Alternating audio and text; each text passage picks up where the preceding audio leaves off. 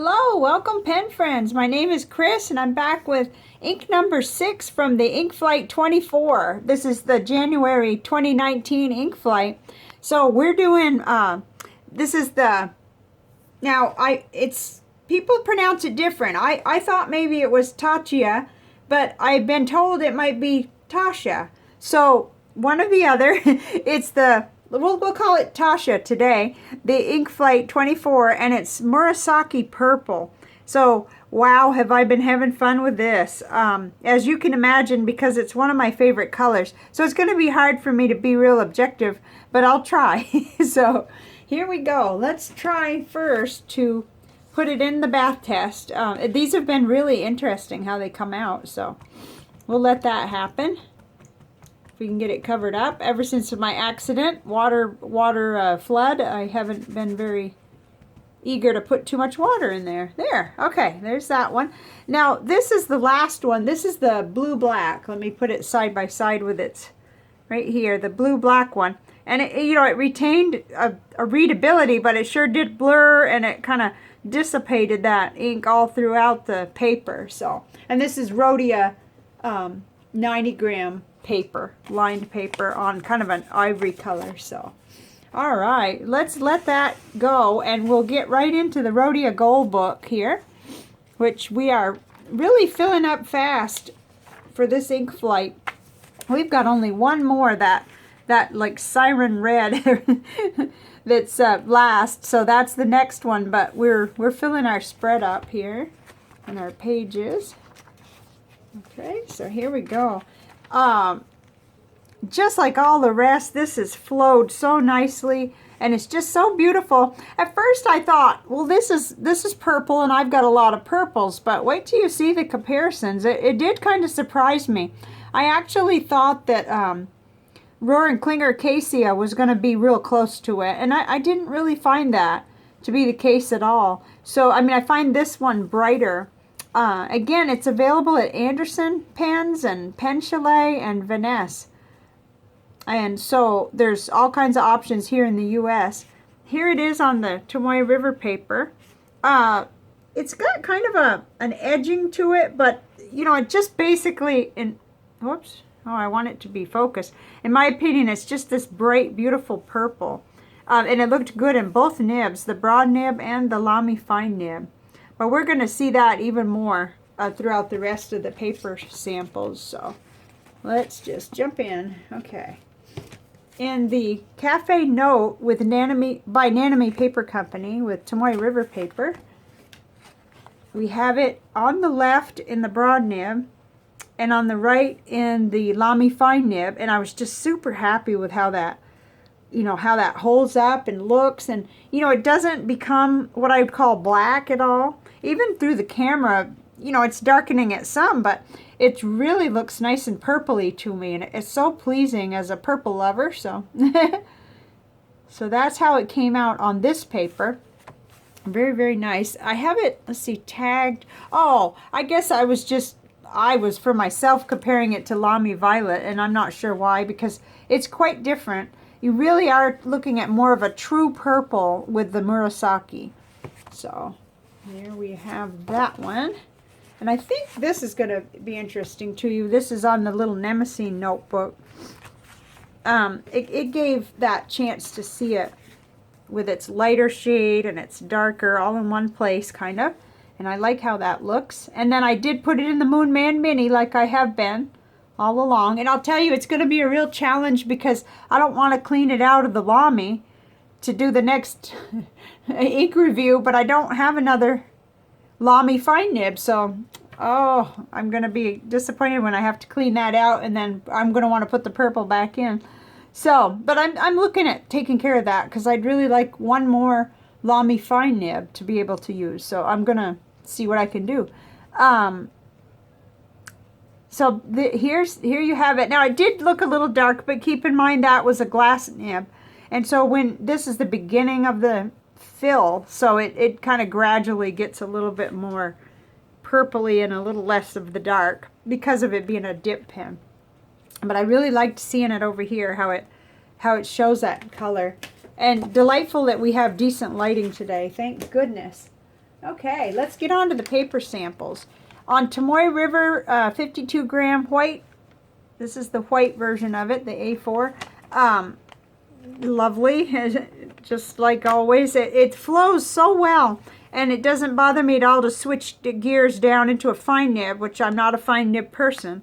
I really doing this, you know, just so that you can see both, because many people would even like it to be extra fine. So, you know, I got to try to hit it where we get a little bit of what will interest more folks. So here it is on Clairefontaine 90 gram French ruled paper, which I'm using up. I didn't care for it myself, but it's still Clairefontaine 90 gram paper, so it gives us a chance to see how the ink looks on here and how it does. So there it is. Very nice experience on this paper. And I hope hopefully you could see how purpley it stayed. And then again on Rhodia 80 gram paper, dot grid paper. I really liked it on here. Let's see if there's any way we can compare them. There really isn't a lot of difference. There really isn't a lot of difference. They're both fantastic paper, and I'm happy to be able to have some of it. So, okay. And then this is the newcomer. This is the Hamlin Optic 90 gram paper that I'm testing, that pen friend Brian sent 2 sheets samples in with a pen pal letter.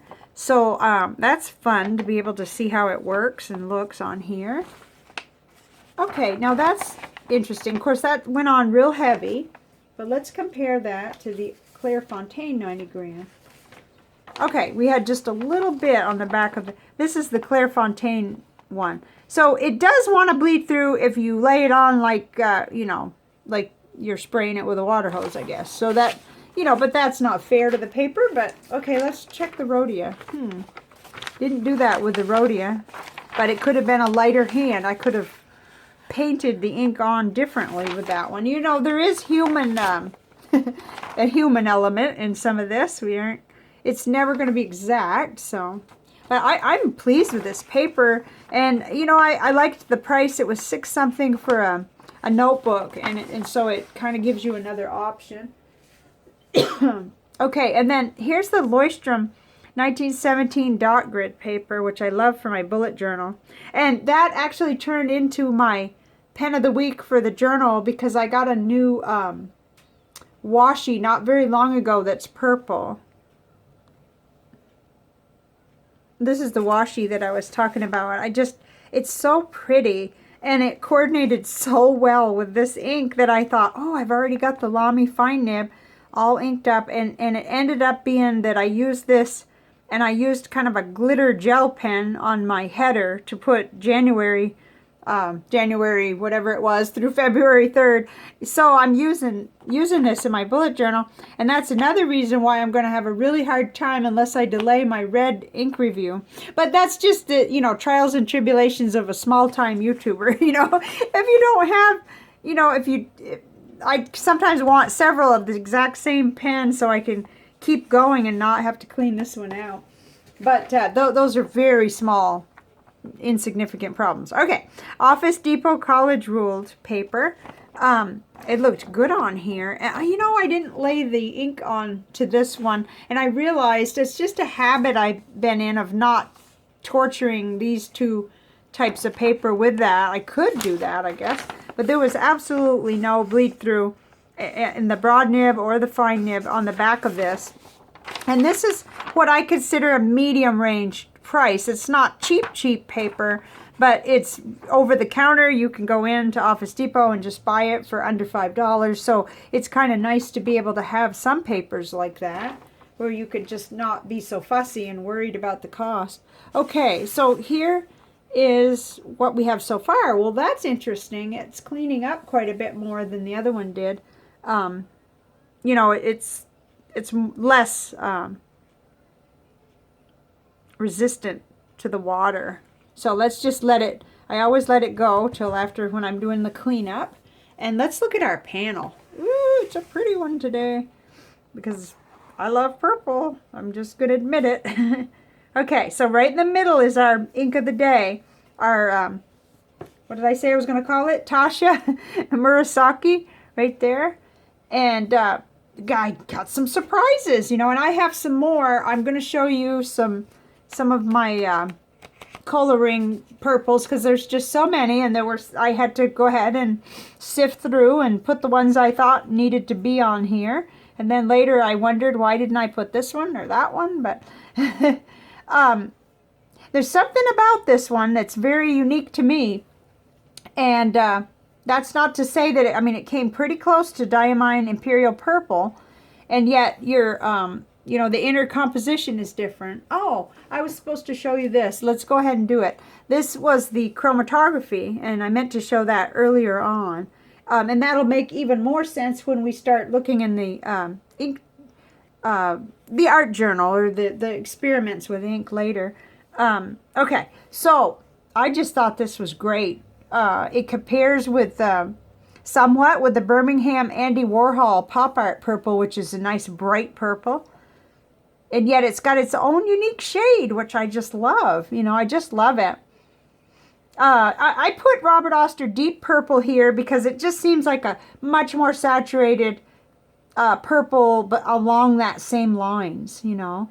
And then we're really kind of out of range with the Lamy Violet, which I was surprised. I thought they'd be much more similar, but I just love Lamy Violet, but I only have it in cartridges because I understand that's how, I guess that's how it comes now. You know, it doesn't come in a bottle. And then Monteverde Purple Rain is one of my absolute favorite inks for shading. And I will tell you that Monteverde Purple Rain shades much more. You just get slight shading, really, from what I can see with the Murasaki. And if that, even, you know, but it's beautiful. It just makes up for it in the shade of ink, I think. And then Bunga Box Lamont has some of the most beautiful shading, but we're getting out of the true purple when we get into that. It's purple, yes, and it's gorgeous. But, you know, when you think about school and you think about color, how I learned purple, it's far more in line with, like, even the Noodler's Bay State Concord Grape is such a bright, saturated purple. I'm scared of it, you know, so that may be why I didn't mention it sooner, but I'm a little bit nervous with that kind of ink and with the Bay State Blue as well. But it's gorgeous. And, you know, I was thinking to myself, why not dedicate one of my pens to it? Just don't worry about it. Just get in there and get one. I even think maybe what I can do is dedicate one of my Wing Sung 3008 to it and just make sure I understand. It may stain it, but if I keep running that same ink, that'd be wonderful. So I have quite a generous, big sample from a friend, and I could just go ahead and, you know, enjoy that ink and just not worry about a under $4 pen. But anyway, those are just thoughts spilling out of my head. So hopefully this panel will help you if you're, you know, looking to compare purples. But let's go ahead and we'll also look at some others, because what I wanted to show you was, I thought, well, why am I not putting my new favorite, you know, my fun Noodler's Purple Mountain Majesties on this panel? But it became clear when I pulled out this one. Of course, it compares pretty well to the Bunga Box Lamont, but we're getting more into violet. We're getting more into a different shade. So when you compare it side to side with Murasaki, it is different. It's quite a bit different. So I just think that that's so neat that we can have so many. It's also a difficulty because, you know, it's like, I want all the inks. I know that I'm in good company here with saying that. So there's that. And then let me just get out these that I promised I'd show you. Okay, so here's our ink of the day. Taccia Murasaki Purple. And then here's the Birmingham Andy Warhol Pop Art Purple. Everything looks crooked. I think it's just the angle of everything. Okay, so those did compare. And then Diamine Imperial Purple. Let's see, we'll put this washi right at the bottom of the ink of the day so we don't get too confused. And that could happen. It could happen to me. Okay, here's Roaring Klinger Cassia. And, you know, in the camera here, it's looking a lot alike, but I know that coming out of a nib, it's very dark. It's beautiful, too. But I kind of like the idea of a little bit dialing down the shade. And the thing that these two have in common are that they come out of the nib nice and flowy. I mean, I can put this in a pen that might be giving me trouble, like my Conklin, and hey, it just solves the problem, and I love that.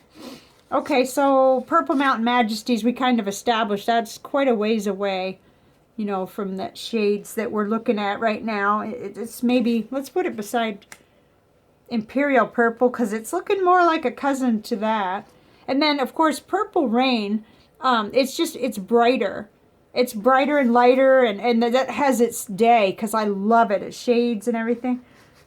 Oh, goodness. I think we're just like on a rocking ship here. But, okay, so Bunga Box Lamont, like I said, it's lighter, and it kind of belongs over there, I guess, more. And then the darker J. Arbonne Amethyst de Laurel, it's very dark. And it's beautiful, and it's a shimmer ink, so it can't really be compared. But I just thought I'd show you that, I have an obsession about purple. In fact, all of these represent a bottle of purple, so... Okay, so there's that. Now, I know you probably want to see, even though I'm still learning, you probably want to see what it did on the art journal type thing, where I tried the Nick Stewart technique, sort of. I mean, it's not, I don't really follow his completely. I just start to see what happens. This was my first one, and I didn't want to add much to it because I loved how it came out. The blue comes out. Let's see, where do we put that chromatography strip? So, you know, this starts to really make sense to me as far as a practical application when I see it this way, because I see that blue coming out and I see that pink, and it's just gorgeous.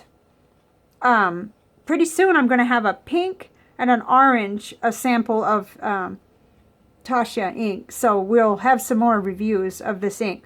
We've got the red one remaining, and then 2 more that'll be coming. So I just loved how it came out. I mean, it just was spectacular.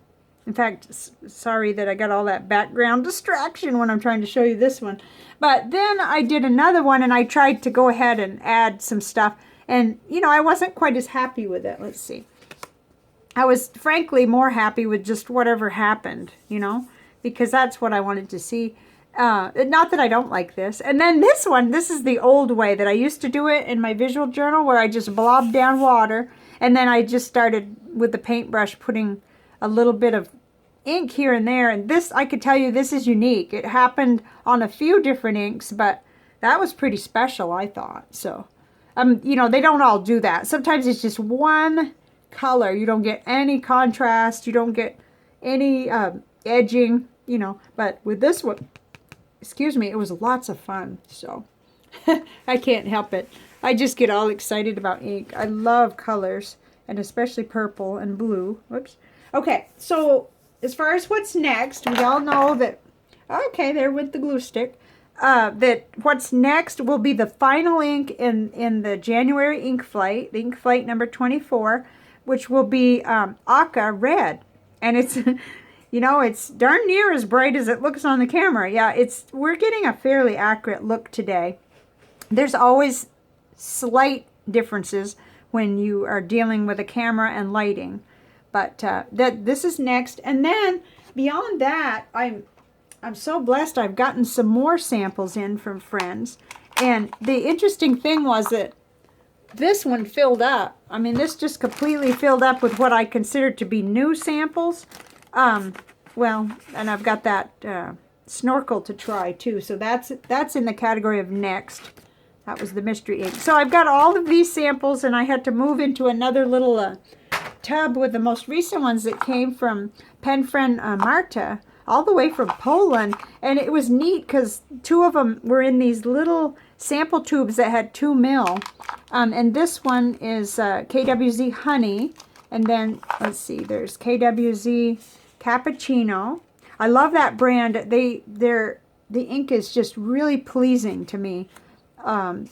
And then KWZ Gray Plum, and I think this is KWZ Berry. At first I thought it had Z's, but I think it's KWZ Berry. Did I say C? KWZ Berry. So these are gonna be fun too. And so there's a lot going on, a lot coming up, but I will see you back here with this red, and I'm gonna go ahead and admit that even though I'm seeing these inks clean up really nicely out of the pens, I'm a little scared of this ink. So, but I'm gonna do it anyway, because I mean, if I was able to get it off of, if I was able to get Noodler's Texas Blue Bonnet off my pens, which bled through just everything that's known to man for paper, then I'm sure we'll be able to deal with the red. And it's probably much more, you know, you see how it moves around. It's not like it's permanent. Like with the Bay State Concord Grape, you could see that a lot stayed behind. And so I think this will clean up just fine. I'll stop being nervous. And I'll see you next time. Bye for now.